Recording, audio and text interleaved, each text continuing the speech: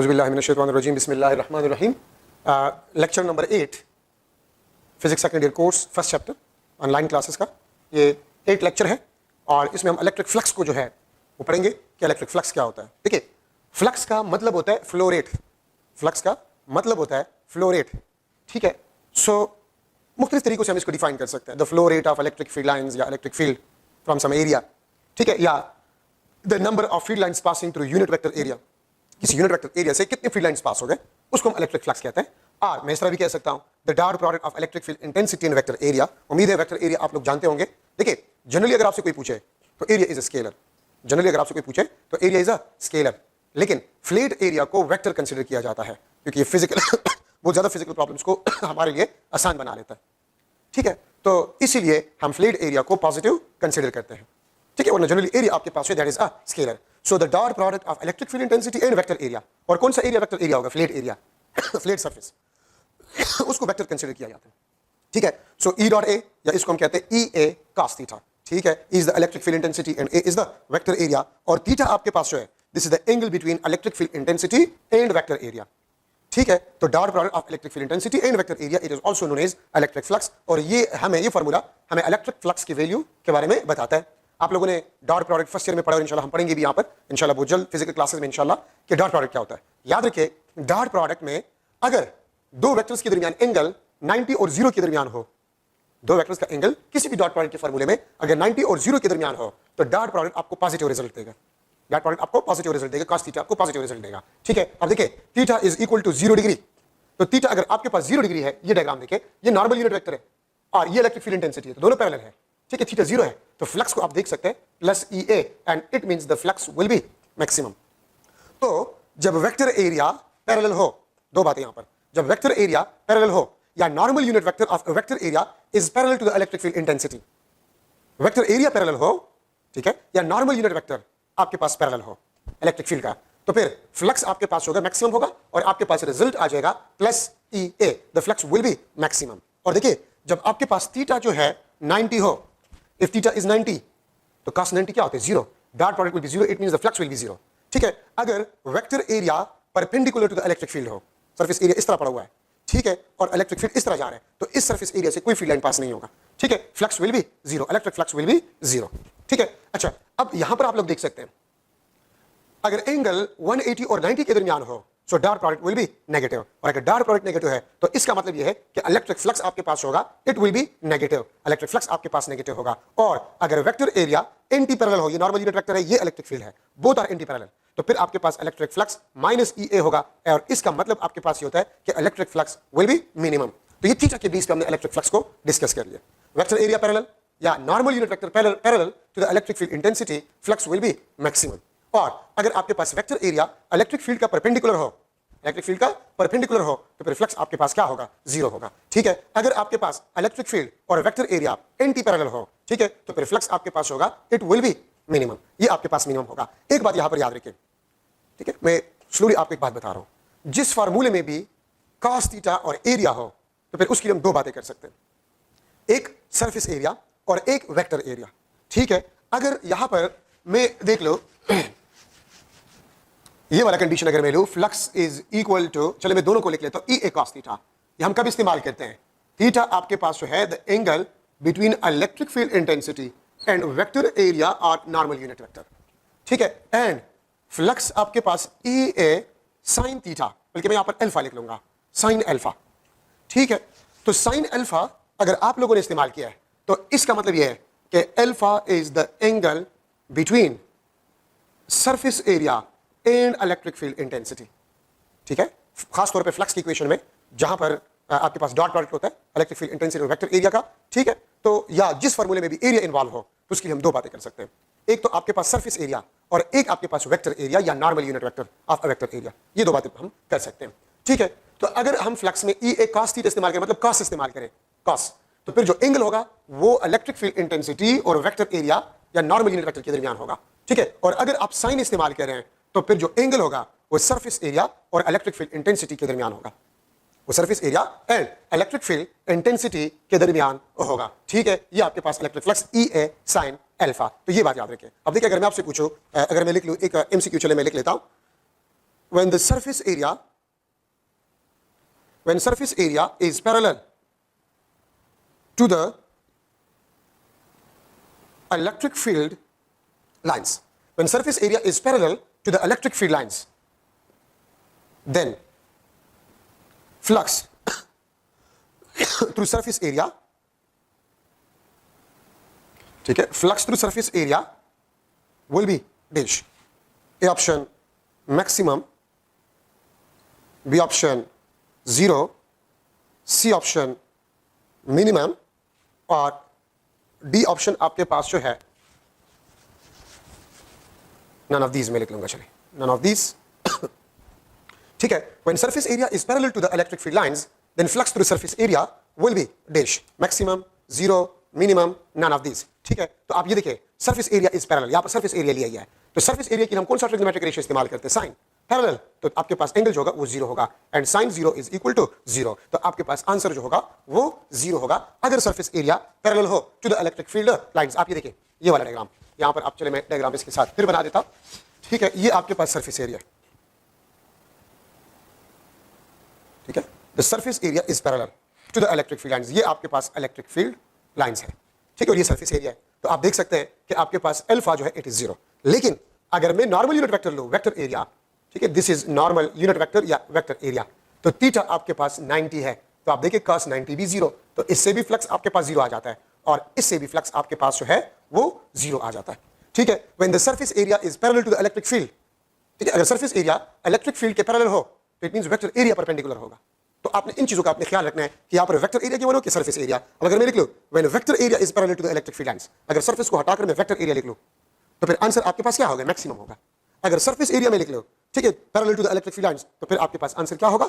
0 होगा. तो ये बात याद रखिए, खासतौर पे सेकंड ईयर कोर्स में बहुत जगहों पर ये इस्तेमाल होता है, जनरेटर में, ठीक है, मोटर वगैरह में. ठीक है, तो आपने जहां पर एरिया इन्वॉल्व होगा वहां पर आप लोगों ने देखना है कि वेक्टर एरिया की बात हो रही है कि सरफेस एरिया की बात हो रही है. ठीक है, तो इसको थोड़ा सा आपने एहतियात से देखना होगा. ठीक है, तो साइन और कास का आपने थोड़ा सा ख्याल जो है वो करना होगा. So this is one of the model MCQs. मैं फिर रिपीट कर रहा हूं, वेक्टर एरिया हो तो फिर मैक्सिमम आंसर होगा, अगर सरफेस एरिया हो तो फिर 0 आंसर होगा. ठीक है, साइन और कास की बात है. हम ये इक्वेशन का भी इस्तेमाल करेंगे अगर हम वेक्टर एरिया लेंगे, ठीक है, या normal unit vector of area लेंगे. हम ये इक्वेशन का भी इस्तेमाल करेंगे अगर हम लोग सरफेस एरिया ले रहे हैं, तो फिर हम इस इक्वेशन को इस्तेमाल करेंगे. ठीक है, अच्छा, अब यहां पर मैं ले रहा हूं electric flux is equal to EA. ठीक है, जब आपके पास जो है थीटा 0 होगा, तो देखिए यहां से मैं लिख सकता हूं E is equal to flux per unit area. तो ये आपके पास इलेक्ट्रिक फील्ड इंटेंसिटी है. फ्लक्स को अगर आप यूनिट एरिया पे डिवाइड करें या फ्लक्स पर यूनिट एरिया, ये आपको इलेक्ट्रिक फील्ड इंटेंसिटी के बारे में बताता है. इसके बारे में कह सकता हूं this is the flux per unit area, और फ्लक्स पर यूनिट एरिया ये आपको इलेक्ट्रिक फील्ड इंटेंसिटी के बारे में बता रहे हैं. फ्लक्स पर यूनिट एरिया आपको किस चीज के बारे में बता रहे हैं? आपको इलेक्ट्रिक फील्ड इंटेंसिटी के बारे में बता रहे हैं. तो देखिए, आप अगर इस इक्वेशन को देखें तो इस इक्वेशन में ना तो आपको सोर्स चार्ज नजर आ रहा है ना टेस्ट चार्ज नजर आ रहा है. ठीक है, इस इक्वेशन में ना तो आपको सोर्स चार्ज नजर आ रहा है ना टेस्ट चार्ज नजर आ रहा है. ठीक है, so without using a test charge and without knowing a source charge, test charge को बगैर इस्तेमाल करके और सोर्स चार्ज के मैग्नीट्यूड को बगैर मालूम किए हुए आप इलेक्ट्रिक फील्ड इंटेंसिटी इस इक्वेशन से मालूम कर सकते हैं. ठीक है, टेस्ट चार्ज को बगैर इस्तेमाल करके और सोर्स चार्ज के मैग्नीट्यूड को बगैर जान के आप इलेक्ट्रिक फील्ड इंटेंसिटी इस इक्वेशन से मालूम कर सकते हैं. ठीक है, बाकी यूनिट फ्लक्स का जो है यूनिट ऑफ फ्लक्स, तो यूनिट ऑफ फ्लक्स आपके पास जो है that is newton per coulomb और space metre square. Electric field intensity का यूनिट न्यूटन पर कूलम और एरिया का metre square. So newton per coulomb metre square is the unit of electric field intensity. अच्छा, यहां से एक और चीज भी हम मालूम कर सकते हैं. ठीक है, अगर मैं लिख लो एक एमसीक्यू मैं यहां पर भी बना लूं कि आपके पास है फ्लक्स, आपके पास है electric flux is equal to 10 newton per coulomb, then number of electric field lines passing through 1 meter square area. 1 meter square area will be dash. A option 10, 100, 1 and D option 1000. ठीक है, electric flux is equal to 10 Newton per coulomb. Then number of electric field lines passing through 1 meter square area will be dash. 1 meter square area से कितने number of field lines जो है वो पास होंगे. ठीक है, तो इलेक्ट्रिक फ्लक्स के इक्वेशन से हम नंबर ऑफ फील्ड लाइंस को भी मालूम कर सकते हैं. ठीक है, यूनिट एरिया से कितने number of field lines pass होंगे, ठीक है, according to the conventional rules. तो आप ये देखिए फ्लक्स आपके पास कितने 10 न्यूटन पर कूलम। तो आप ये देख सकते हैं आपके पास इलेक्ट्रिक फील्ड इंटेंसिटी जो होगा 10 न्यूटन पर कूलम और 1 मीटर स्क्वायर आपके पास है, ठीक है। तो यहां से आप देख सकते हैं कि इलेक्ट्रिक फील्ड इंटेंसिटी आपके पास जो है, ठीक है, वो 10 newton per coulomb per 1 metre square है, ठीक है, जो कि फ्लक्स से मैंने मालूम किया। तो इसका मतलब आपके पास ये है कि 10 नंबर ऑफ फील्ड जो आपके पास इलेक्ट्रिक फील्ड इंटेंसिटी आएगा, जो आपके पास इलेक्ट्रिक फील्ड इंटेंसिटी आएगा 10 न्यूटन पर कूलम। तो इसका मतलब ये है कि 10 number of field lines passing through unit vector area, जो कि हमने 1 मीटर स्क्वायर लिया हुआ है, ठीक है। कंक्लूजन ये है आसान अल्फाज में, इसका मतलब आपके पास ये है कि इलेक्ट्रिक फील्ड इंटेंसिटी का जो वैल्यू है वो आपको किस चीज के बारे में बेसिकली बता रहा है, वो आपको बता रहा है कि यूनिट एरिया से कितने number of field lines pass होंगे, ठीक है। तो अगर आपको फ्लक्स गिवन हो और आपसे पूछ लिया जाए कि आप ये बताएं कि यूनिट एरिया से या 1 मीटर स्क्वायर एरिया से कितने number of field lines pass होंगे, तो वो आप आसानी से मालूम कर सकते हैं 1 मीटर स्क्वायर से 10 number of field lines pass होंगे। जो वैल्यू फ्लक्स का होगा या जो वैल्यू इलेक्ट्रिक फील्ड इंटेंसिटी का होगा, ठीक है, वही आपके पास नंबर ऑफ फील्ड लाइंस होंगे जो कि यूनिट एरिया से पास होंगे। तो देखिए मैंने इससे पहले भी आपको एक बात बता दी कि हमारे पास एक इक्वेशन है, ठीक है। तो देखिए आपसे मैं ये पूछ सकता हूं एक मॉडल एमसीक्यू कि the equation used to measure electric field strength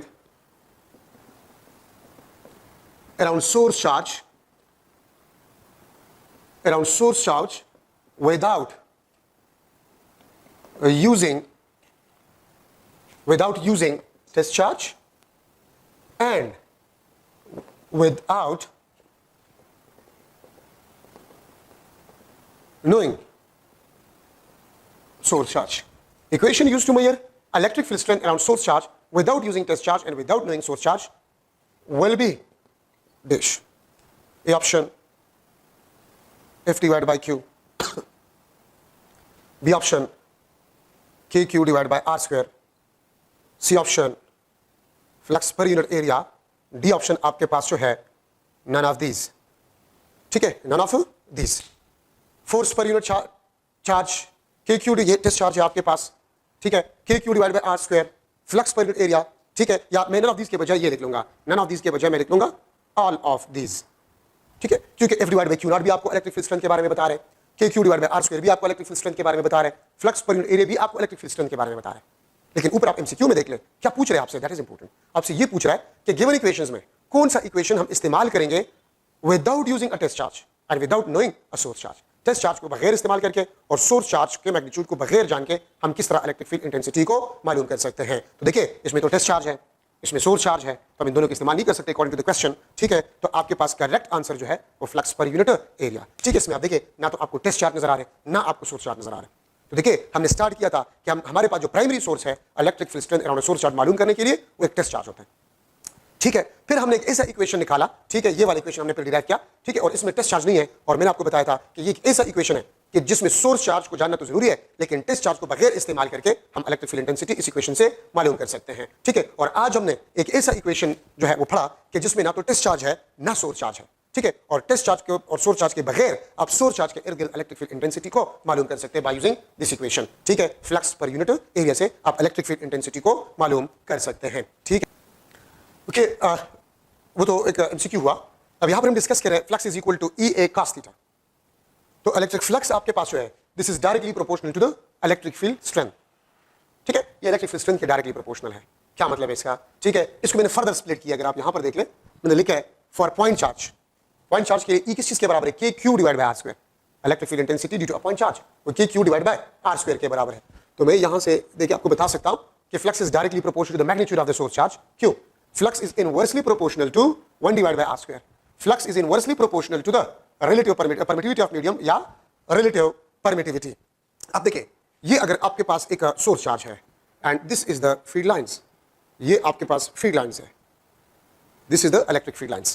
तो देखिए अगर आप मेरे हाथ के एरिया को ले लें, मैं यहां पर रख लूं तो चार्ज के नजदीक है मेरा हाथ, और अगर चार्ज के नजदीक है डिस्टेंस कम है तो इलेक्ट्रिक फील्ड स्ट्रेंथ ज्यादा है, फ्लक्स ज्यादा होगा। देखिए ना ज्यादा नंबर ऑफ फील्ड लाइंस मेरे हाथ से गुजर रहे हैं, ठीक है।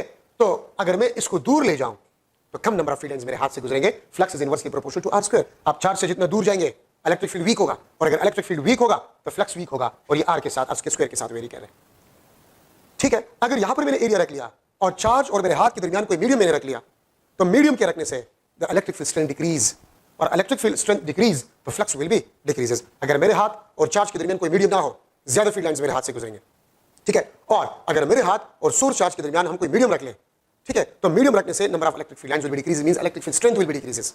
और अगर इलेक्ट्रिक फील्ड स्ट्रेंथ डिक्रीज होगा तो flux will be decreases. Flux is inversely proportional to the permittivity of medium, ठीक है। फ्लक्स आपके पास है परमिटिविटी ऑफ मीडियम के इनवर्सली प्रोपोर्शनल है, ठीक है, या फ्लक्स रिलेटिव परमिटिविटी के इनवर्सली प्रोपोर्शनल है। अगर एरिया और सोर्स चार्ज के दरमियान आप कोई मीडियम रख लें तो फ्लक्स आपके पास है इट विल बी डिक्रीजेस, वो आपके पास डिक्रीज हो जाएगा, ठीक है। तो मैंने इस ई को स्प्लिट किया for a point charge like this, ठीक है। लेकिन अगर फील्ड यूनिफॉर्म हो और एरिया आप कांस्टेंट ले रहे हैं तो यूनिफॉर्म फील्ड में जहां पर भी आप एरिया रखेंगे, ठीक है, बाय कीपिंग थीटा कांस्टेंट, ठीक है, by keeping area constant, since E constant होता है तो फ्लक्स आपके पास यूनिफॉर्म फील्ड में कांस्टेंट होगा। जब तक आप एंगल चेंज ना करें, थीटा चेंज ना करें, और जब तक आप एरिया चेंज ना करें, तो यूनिफॉर्म फील्ड में चूंकि इलेक्ट्रिक फील्ड इंटेंसिटी कांस्टेंट होता है तो फ्लक्स भी आपके पास क्या होगा, कांस्टेंट होगा, ठीक है। तो ये बात याद रखिए। अच्छा, flux is directly proportional to the area. अब यहां पर मैं छोटा सा एरिया रख रहा हूं, इतने सा एरिया रख रहा हूं, ठीक है, और मैं ज्यादा सा एरिया रख रहा हूं, तो जितना ज्यादा एरिया आप रखेंगे by keeping all other parameters constant, ज्यादा इलेक्ट्रिक फील्ड लाइंस उससे गुजरेंगे, फ्लक्स ज्यादा होगा, ठीक है। लेकिन आप एरिया जितना कम रखेंगे तो कम नंबर ऑफ फील्ड लाइंस कम एरिया से पास होंगे, तो इलेक्ट्रिक फ्लक्स आपके पास होगा वो कम होगा। Electric flux is directly proportional to cos theta, ठीक है। थीटा के चेंज करने से, जो कि पहले मैंने आपको बता दिया, फ्लक्स चेंज होंगे। अगर ये आपके पास इलेक्ट्रिक फील्ड लाइंस है, ठीक है, ये आपके पास इलेक्ट्रिक फील्ड लाइंस है, तो मैं थीटा को अगर चेंज कर रहा हूं तो फ्लक्स भी आपके पास क्या होगा, चेंज होगा, ठीक है। तो ये इलेक्ट्रिक फ्लक्स का डिपेंडेंस हुआ इलेक्ट्रिक फील्ड स्ट्रेंथ पे, एरिया पे और एंगल पे। एंगल चेंज करने से भी फ्लक्स आप चेंज कर सकते हैं, ठीक है। एक बात याद रखें, फ्लक्स का ये वाला जो इक्वेशन है ई ए cos theta, this is only for open और फ्लैट एरिया, ठीक है, फ्लैट और वेक्टर एरिया। हम प्योरली वेक्टर एरिया के लिए इस्तेमाल करते हैं, फ्लैट एरिया के लिए हम इसको इस्तेमाल करते हैं, ठीक है। ये बात याद रखिए। फ्लैट एरिया क्या होता है मैंने आपको बता दिया, स्ट्रेट एरिया, ये फ्लैट एरिया कहलाता है, ठीक है। ये प्योरली आपके पास फ्लैट एरिया के लिए हम इस इक्वेशन को इस्तेमाल करते हैं। अब जहन में क्वेश्चन ये आता है कि close surface area, close surface area का मतलब क्या होता है, मैं यहां पर लिख भी लूंगा कि क्लोज सरफेस एरिया आपके पास क्या होता है। Close surface area, the surface area which bound some volume of a space, the surface area which bound some volume of space, ठीक है। और मैं इस तरह भी लिख सकता हूं, the area of any 3D object or body, ठीक है, किसी भी 3D बॉडी या ऑब्जेक्ट का आप सरफेस एरिया ले लें, वो क्लोज सरफेस एरिया कहलाता है। आप जिस रूम में बैठे हुए हैं, आप देखिए उस रूम के कितने सरफेसेस हैं, 1 2 3 4 5 6। अब जिस रूम में बैठे हुए हैं उस रूम के 6 फेसेस हैं। ये व्हाइट बोर्ड जिस दीवार पे लगा हुआ है ये एक फ्लैट एरिया है या ओपन एरिया है। छत जो है वो एक फ्लैट एरिया है, ओपन एरिया है, ठीक है। जमीन जो है इस कमरे का फ्लोर, ये एक फ्लैट एरिया है, बाकी 4 दीवारें फ्लैट एरिया है। अगर इन 6 फेसेस का एरियाज मालूम करके आप ऐड कर जाए, इन रूम के 6 फेसेस के एरियाज मालूम करके आप ऐड कर जाए, तो आपके रूम का क्लोज सरफेस एरिया आ जाएगा। मेरे हाथ में मार्कर है, क्रॉस सेक्शनल एरिया ये, क्रॉस सेक्शनल एरिया ये, और इसके ये कर्व्ड एरिया, ये क्रॉस सेक्शनल एरिया मालूम करें और क्लोज सरफेस एरिया मालूम करें, ये वाला कर्व सरफेस एरिया, तो ये इस मार्कर का क्लोज सरफेस एरिया आ जाएगा, ठीक है। तो किसी भी 3D ऑब्जेक्ट का surface area close surface area कहलाता है, ठीक है। अब इसका जो क्रॉस सेक्शनल एरिया है ये एक फ्लैट एरिया है, फ्लैट एरिया, ठीक है, ये ओपन एरिया है, ठीक है। Cross sectional area flat area है। इस कर्व एरिया का अगर मैं ये पार्ट ले रहा हूं, सिर्फ ये पार्ट, तो ये एक ओपन एरिया, फ्लैट एरिया। लेकिन इन तमाम ये एरिया और ये क्रॉस सेक्शनल एरियाज मालूम करें, ये इस मार्कर का क्लोज सरफेस एरिया होगा। आप जिस रूम में बैठे हुए हैं उस रूम के 6 फेसेस हैं, उस 6 फेसेस के एरियाज मालूम करके आप ऐड कर जाए तो उस रूम का क्लोज सरफेस एरिया आ जाएगा। लेकिन आपके रूम का हर एक दीवार, छत और फ्लोर ये ओपन एरिया कहलाता है, ये फ्लैट एरिया कहलाता है। तो ये वाला इक्वेशन हम फ्लैट एरिया के लिए इस्तेमाल करते हैं। अब जहन में क्वेश्चन ये बनता है कि अगर हम ये फ्लैट एरिया के लिए इस्तेमाल करते हैं, अब अगर इस रूम में कोई चार्ज पड़ा हुआ है और मुझसे कोई ये क्वेश्चन करे कि इस रूम से फ्लक्स क्या होगा, तो फिर रिपीट कर रहा हूं, अगर इस रूम में, आपके रूम में एक चार्ज पड़ा हुआ है और आपसे कोई पूछे कि इस रूम से फ्लक्स क्या होगा, तो फिर आप क्या करेंगे? तो फिर भी आप ये इक्वेशन इस्तेमाल कर सकते हैं, लेकिन किस तरह इस्तेमाल करेंगे? ये तो फ्लैट एरिया के लिए है, हाँ बिल्कुल फ्लैट एरिया के लिए है। तो आप क्या करेंगे? आप एक एक सरफेस से फ्लक्स मालूम कर लेंगे, आप एक एक सरफेस से फ्लक्स मालूम कर लेंगे, ठीक है। इस दीवार से, उस दीवार से, इस दीवार से, इस दीवार से, छत से, फ्लोर से, आप एक एक के लिए इक्वेशन इस्तेमाल करें और फिर उसको आप ऐड कर जाए। तमाम वॉल से, तमाम सरफेसेस एरिया से जो फ्लक्स है वो मालूम करके ऐड कर जाए, आपके पास टोटल फ्लक्स आ जाएगा। तो फिर आप लोगों ने ये टेक्निक इस्तेमाल करना होगा। अगर इलेक्ट्रिक फील्ड यूनिफॉर्म ना हो, अगर सरफेस एरिया फ्लैट ना हो, अगर क्लोज सरफेस एरिया हो और उससे आपने फ्लक्स मालूम करना है, तो फिर आप क्या करेंगे? फिर आप उसके सरफेस एरियाज को स्मॉल स्मॉल वेक्टर एरियाज में डिवाइड करेंगे और तमाम वेक्टर एरिया से आप फ्लक्स मालूम करके ऐड कर जाए, ठीक है, तो आपके पास आ जाएगा total flux from that close surface और फ्रॉम दैट 3D ऑब्जेक्ट, ठीक है, और फ्रॉम दैट कर्व्ड एरिया। ये तरीका होता है क्लोज सरफेस एरिया से फ्लक्स को मालूम करने के लिए, ठीक है। तो ये तरीका है फ्लक्स मालूम करने के लिए। फ्लूइड एरिया जो है हम इससे मालूम करते हैं, क्लोज सरफेस एरिया है, उसके लिए हम फ्लक्स किस चीज से मालूम करते हैं, तो वो तरीका आप लोगों ने सीख लिया, ठीक है। अभी भी अगर आपको कोई क्वेश्चन इससे रिलेटेड तो बिल्कुल आप मैसेज कर सकते हैं। 2 दिनों से थोड़ा सा हमारे घर में भी नेट का प्रॉब्लम है, वाईफाई में कुछ प्रॉब्लम है, ठीक है, तो इसलिए 2 दिन हो गए मैंने किसी को जवाब नहीं दिया, ठीक है। आप क्वेश्चंस भेजा कर इंशाल्लाह मैं आपको जवाब जो है वो सेंड करूंगा जब भी हो, ठीक है। दूसरी बात ये नेक्स्ट लेक्चर जो होगा लेक्चर नंबर 9 में गासेस लॉ इंशाल्लाह मैं पढ़ाऊंगा, तो आप सब जो है लेक्चर नंबर 9 से पहले गासेस लॉ और उसके एप्लीकेशंस एक नजर जरूर पढ़ें, और वो बहुत इंपॉर्टेंट है एमसीक्यूज पॉइंट ऑफ व्यू के लिए, ठीक है। तो इंशाल्लाह मैं गासेस लॉ जो है वो पढ़ाऊंगा। Wish you best of luck, thank you so much.